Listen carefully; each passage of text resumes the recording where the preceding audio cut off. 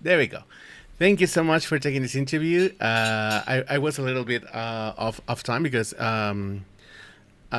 took a little bit, but yeah, it's awesome to have you here with us.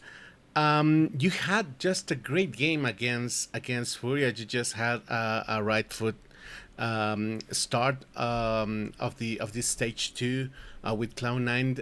If you can tell me how are the feelings in the team? How are you feeling after this win? We're all feeling super confident. Everyone, we practiced a while for this, so we were just at that point. Well, the last like couple of weeks, we've just been waiting to play now and just playing confident and stuff like that. And the team and me, I mean, honestly, I just feel super confident, happy coming to the season. Like we have all of our foundations, we have everything set. Everyone knows what they need to do. So now we just gotta play. And in your experience regarding the past splits and the past iterations of the team, how is this team, this current roster, how it performs and how does it feel? Or how do you perceive it in comparison with the previous iterations of the team? I feel like this iteration definitely had this is the most work slash like um foundation we ever had in a team that I've ever played on. Like literally last year we worked a lot. We had a foundation, but it's not as in depth as we done this this split. And also like just coming into all the splits. Like the first split, we just started as a team, but and we kept it throughout the EWC, and then now. So now we just have a lot more depth just because we had time to work together, and now it's just all we gotta do is play now. Yeah, because we saw that I think it was Shepa that prepped you through of that ace on the round. But yeah, I mean you were crazy with that aim, and Mhm. you guys seem like a little bit more like happy when you're playing. I saw Yeah, Mitch also had a great performance, and with all of this atmosphere and this good vibe from the team, you had a tough road ahead of you because it's the last piece of the puzzle before going to champs. What's the game plan for Cloud9 with this new meta, with this new map? How could you say it's is the work plan through this stage two in order to get to champs? honestly, now that we've created everything, we still need to add more as we go on. Like as we show, we need to make more so that that people don't know what we do. Like we just showed our Haven, we also just showed our Bind, and people know what we play now and know what we do. Just a little bit, not much, but people know now. So obviously, we need to keep adding depth, but also consistency in what we do and like how we play. We just need to be confident too. Also, we have 7 keywords. I don't even remember them now, but it's just like two of the main ones is calm and confidence. Those are the two like main ones for me. Just and team. Those are the three that are just like we just keep those three. We also the other seven are related to practice, more than practice, not in whatever in games, but yeah.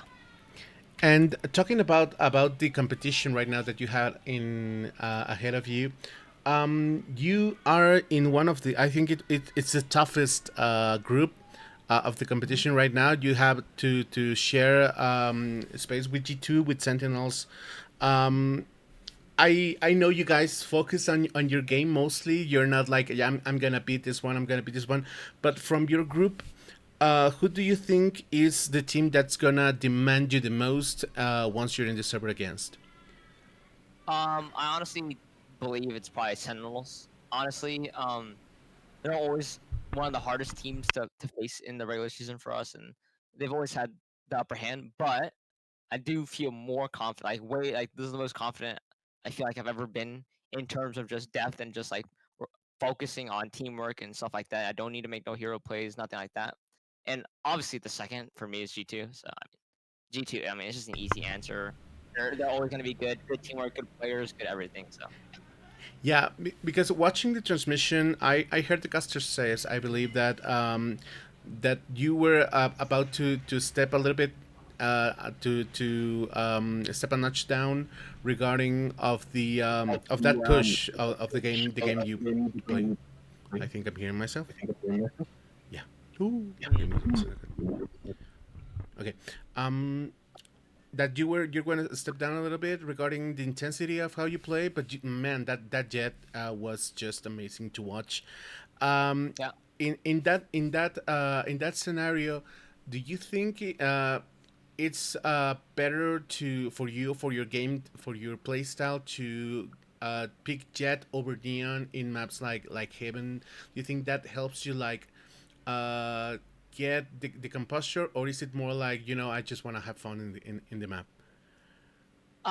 To be honest, it's just whatever my coach picks is. I honestly I can play any agent, and I'm happy to play every agent, whatever it is. Neon is so fun. I love Neon. Love all the agents. So I mean, they're all super fun to play. It's just whatever team or whatever my coach wants. Like if he wants me to play Jet this map, all right, done. I'll play Jet. Okay, thank you for that. And as for Corrode, I think we haven't seen it. We are yet to see it on the competition. I know you guys tend to keep a little bit close to your chest right now because there's not much to say to the other teams. But Yeah. in general terms, how do you feel this new map? How does it play for you? It's definitely a long, very, very big map, kind of like Abyss. It's very long rotates, so you need to have characters like Yoru or like I don't know whatever, just to have fast rotates. And also, I think Sky or I mean all the initiators either gonna need to run double initiator or one initiator, maybe like Fade or something. But like yeah, I think Fade will probably be used most in Yoru, just like a good basis of the map because there's a lot of angles you need to clear and long rotates.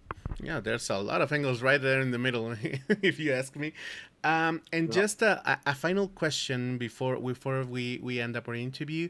Um, if you could give an advice to players who play the game casually, maybe not for people like to go pro play, but people who wants to improve their game maybe and they watch you play as a duelist, Yeah. what would you say is a good advice to give to a player in order to keep building on on their foundations and their game and their play style? For me, like one of the things I did is always I always had fun. For me, it's a game. At the end of the day, you're gonna improve if you have fun and you like what you're doing. But you also need to like if you make the same mistakes, like you can just watch yourself back or just have a VOD of yourself. Like if you make the same mistakes, just fix the mistake. You know, like you keep swinging this angle, you keep down at the angle. Don't go there anymore. You know, if you keep peeking something and dying, just don't do that anymore. Like you just fix it. Like it's very out there. Like it's very easy to what is it to find your mistakes. Like a lot of people know like it could be aim. Also, just like you work on your on death matches, Kovacs, whatever it is. You can do plenty of things. But I think for me is confidence and just like having fun. Those are the two things that carried me. I to a pro now. I just had confidence and I had fun.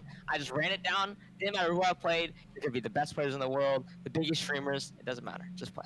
Okay, just play and have fun. Right? That's great advice.